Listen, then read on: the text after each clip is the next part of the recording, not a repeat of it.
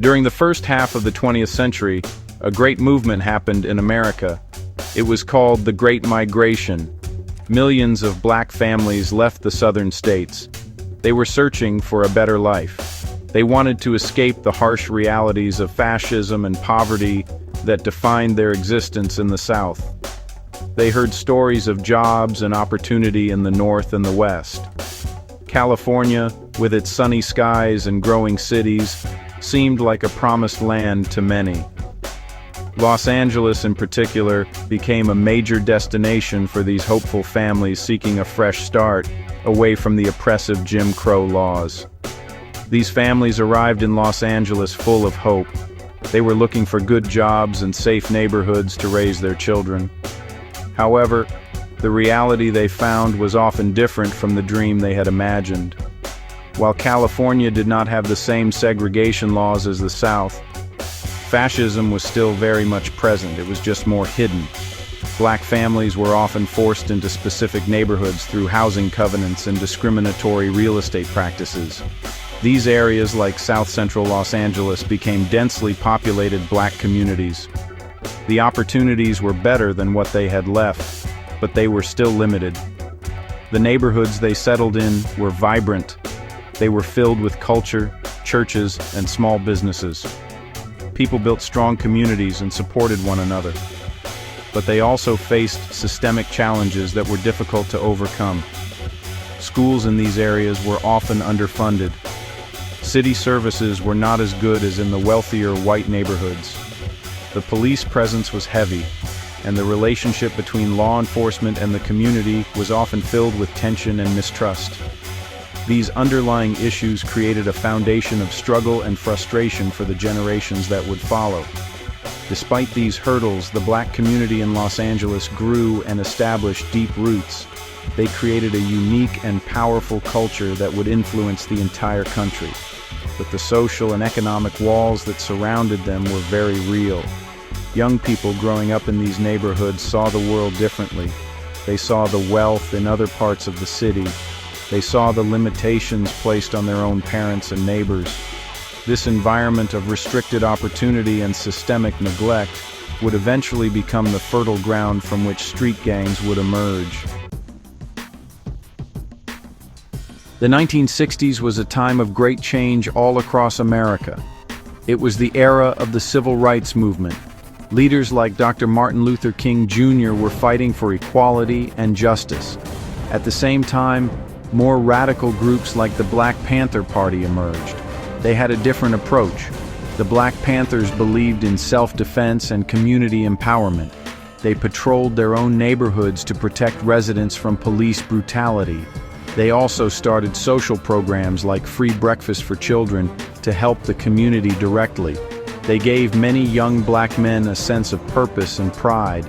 In Los Angeles, the Black Panther Party was very active and influential. They were strong and organized. They stood up to authority and demanded respect. For many young people in neighborhoods like South Central, the Panthers were heroes. They represented strength in a world that often made them feel powerless. The Panthers provided an alternative to the feelings of hopelessness that were common in these communities. They taught young men how to organize, how to stand together, and how to fight for their rights. This idea of a unified group protecting its own would have a lasting impact. However, the government saw groups like the Black Panther Party as a threat. The FBI, through a program called COINTELPRO, worked to dismantle them. They used tactics to create division within the groups. They arrested leaders on various charges, and violent confrontations with police became more common. By the early 1970s, the influence of the Black Panthers and other similar Black Power organizations had been severely weakened. Their leaders were either in jail, in hiding, or had been killed. This left a massive power vacuum in the community. With the decline of the Black Power movement, a void was left in the hearts of many young men. The organizations that had given them a sense of identity and protection were gone. The social and economic problems, however, remained. Poverty, police harassment, and a lack of opportunities were still a daily reality. The feeling of needing to belong to something, of needing protection, did not disappear. Young people still needed a way to feel safe and respected on the streets of their neighborhoods. This created the perfect conditions for a new kind of organization to rise and fill that void. In the vacuum left by the Black Panthers, a new kind of group began to form. In 1969, a teenager from the east side of South Central Los Angeles named Raymond Washington started a group. He was only 15 years old. He called his group the Baby Avenues. He was inspired by the older street gangs of the 1950s and 1960s, but he also admired the strength and community focus of the Black Panthers. He wanted to create a group that could protect its members and their neighborhood. He envisioned an organization that would be the new protectors of the community, filling the role the Panthers once held. Raymond Washington was a charismatic and tough young man. He was a skilled fighter and people were drawn to his leadership. His initial group, the Baby Avenues, was an homage to an older gang called the Avenue Boys. As his influence grew, he united with other small groups in the area. By 1971, the group had a new name. They started calling themselves the Crips. The exact origin of the name is debated. Some say it came from a misspelling of Cribs, referring to the young age of the members. Others believe it was short for cripple, because they carried canes to project a pimp-like image. Washington's original idea was not just about crime. He wanted to build a powerful organization that could stand up to other gangs and even the police. He modeled the Crips structure loosely on what he had seen from the Black Panthers.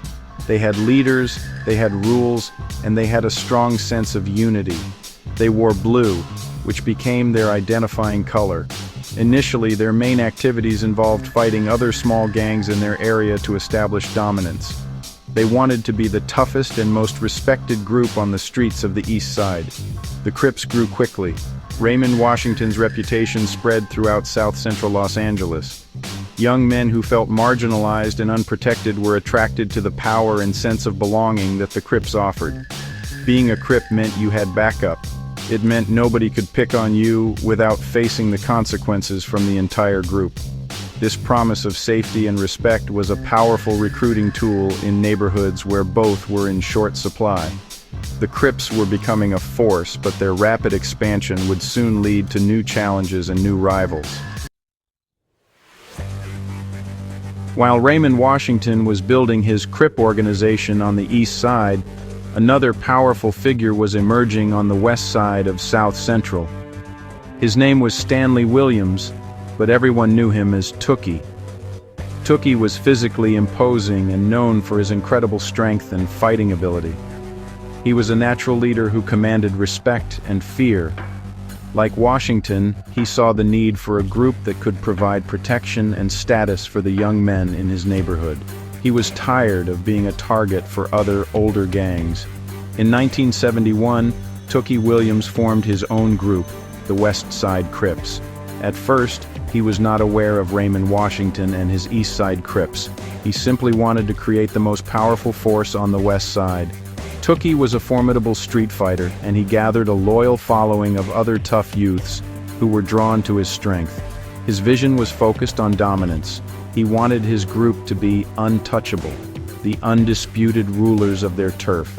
They, too, adopted the color blue as a symbol of their affiliation, a choice that would later unify them with Washington's group.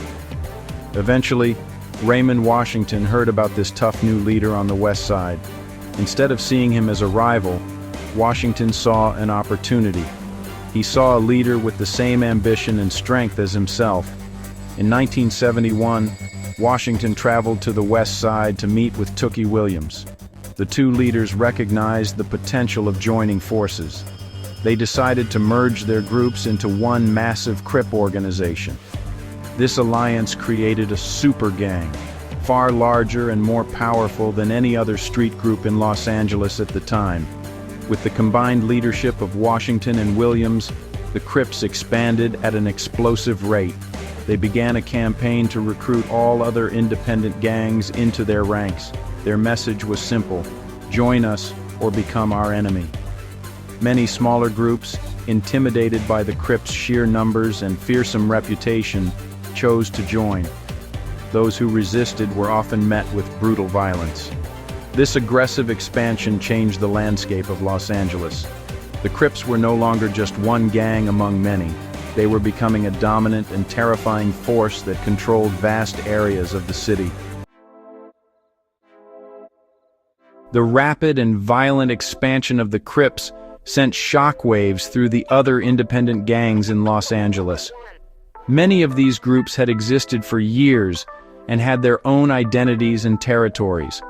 They had no interest in being absorbed into the Crip nation. The Crips' aggressive tactics and constant attacks left these smaller gangs feeling cornered and vulnerable. They realized that, they could not stand up to the Crip monster on their own. The only way to survive was to band together and fight back as one. This was the moment the Bloods were born. The formation of the Bloods was not the creation of a single leader, like the Crips had with Raymond Washington. Instead, it was an alliance, a confederation of different gangs who were united by a common enemy, the Crips. In 1972, several key groups came together to form this new alliance. One of the most prominent was the Piru Street Boys, who were based in Compton. After facing particularly brutal attacks from the Crips, the Pirus decided they had had enough. They called a meeting with other non-Crip gangs to discuss a way forward. These groups included the Brims, the Bishops, and the Athens Park Boys, among others. They all shared stories of being victimized by the growing Crip army. They decided that their best and only chance for survival was to unite. They would put aside their own rivalries to focus on the much larger threat. They chose the name Bloods to signify the family bond they were forming.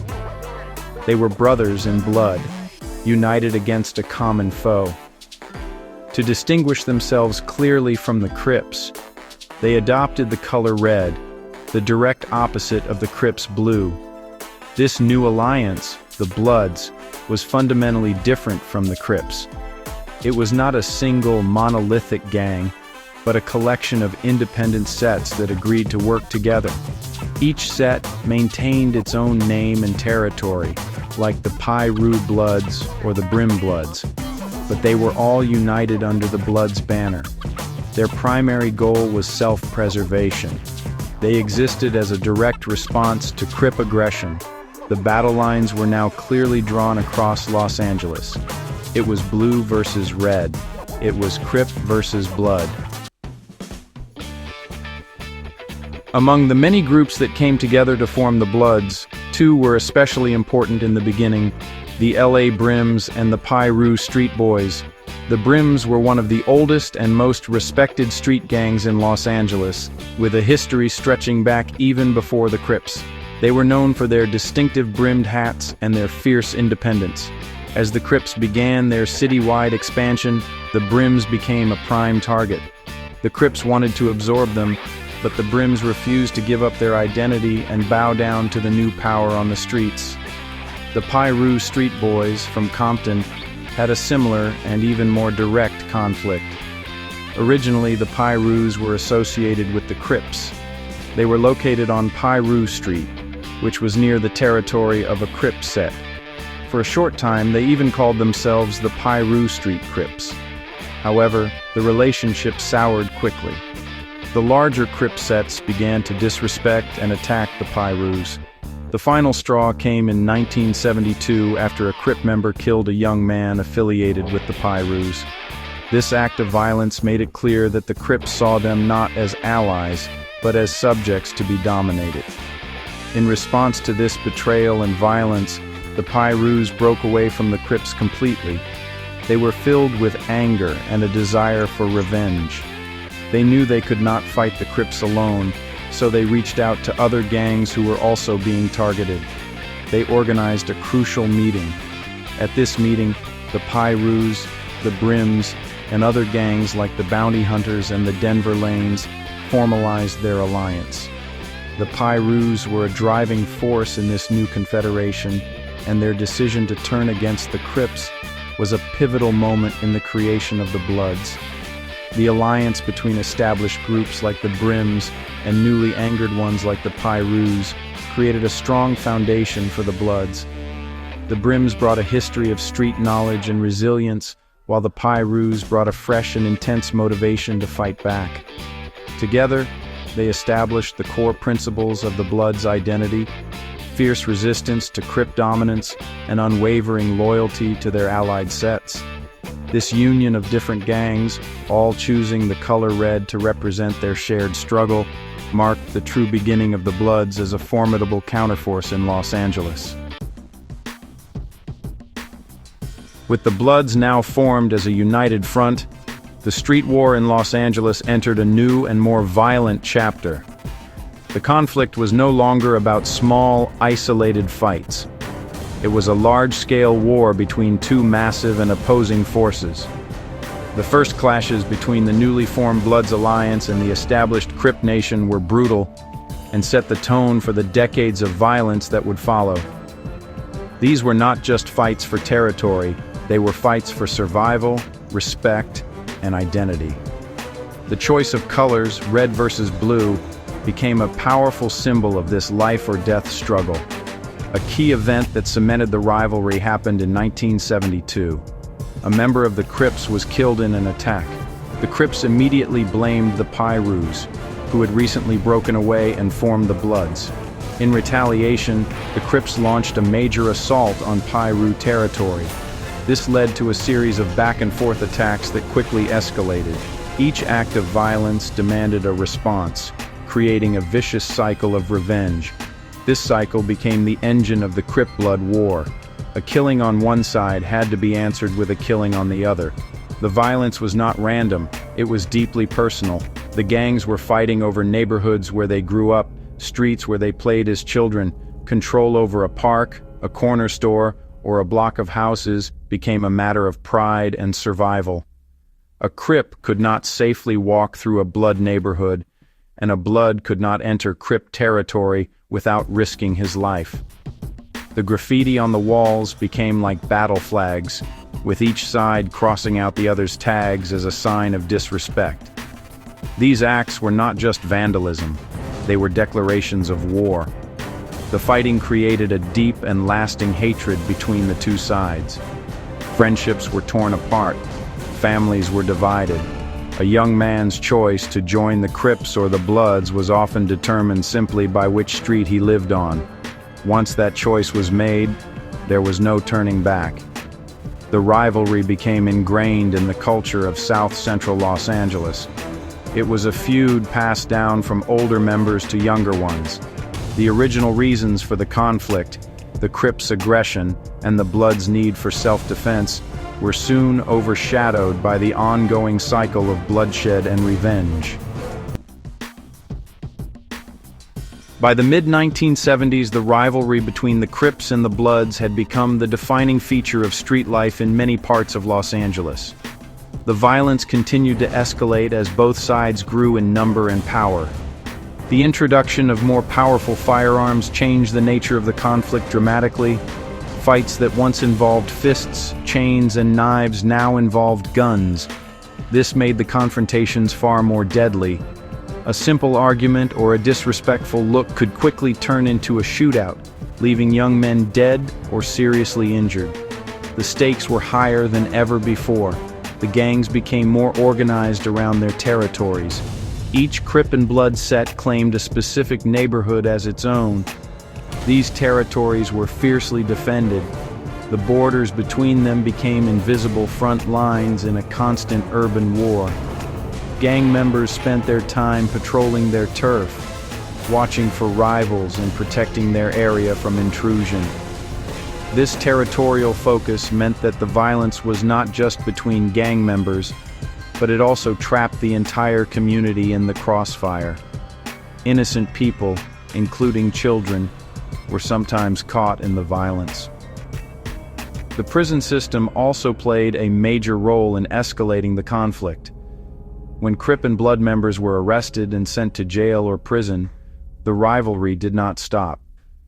In fact, it became even more organized and intense behind bars. Inmates were forced to align with either the Crips or the Bloods for their own protection. The prisons became recruiting and training grounds. When these members were released, they brought a harder, more violent mentality back to the streets, further fueling the war. The conflict that started in the neighborhoods of Los Angeles had now spread into the state's correctional facilities. The death of Raymond Washington in 1979 marked a turning point. He was shot and killed, and his murder was never officially solved.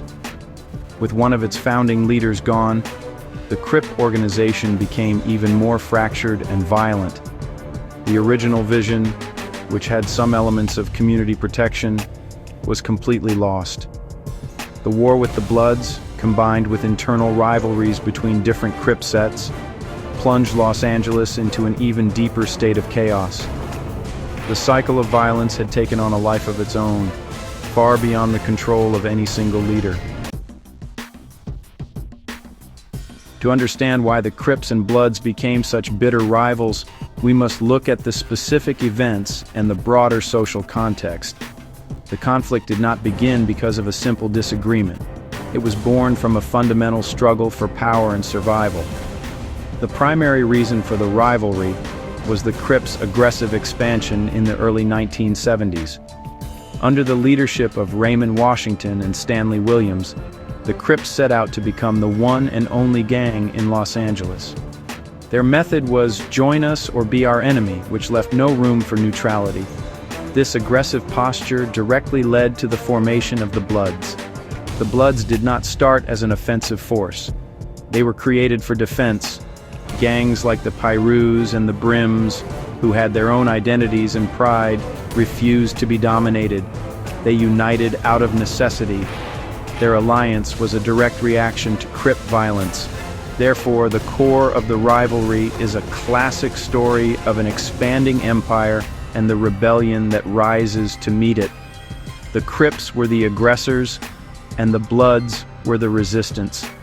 Once the battle lines were drawn, the cycle of retaliation became the engine that sustained the conflict. An attack by one side had to be answered by the other. A death had to be avenged.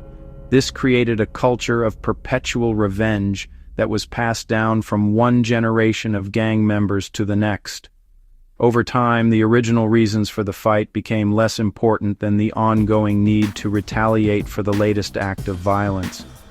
The rivalry became its own reason for being, fueled by decades of bloodshed, grief, and hatred. Ultimately, the rivalry between the Crips and the Bloods is a tragic story, rooted in a specific time and place. It grew out of a community that was struggling with poverty, fascism, and a lack of opportunity. It filled a void left by the destruction of positive community organizations like the Black Panthers. The gangs provided a sense of belonging, protection, and identity that society failed to offer. The fight between them, blue versus red, became a devastating war fought by young men who were often neighbors, fighting over streets they all called home.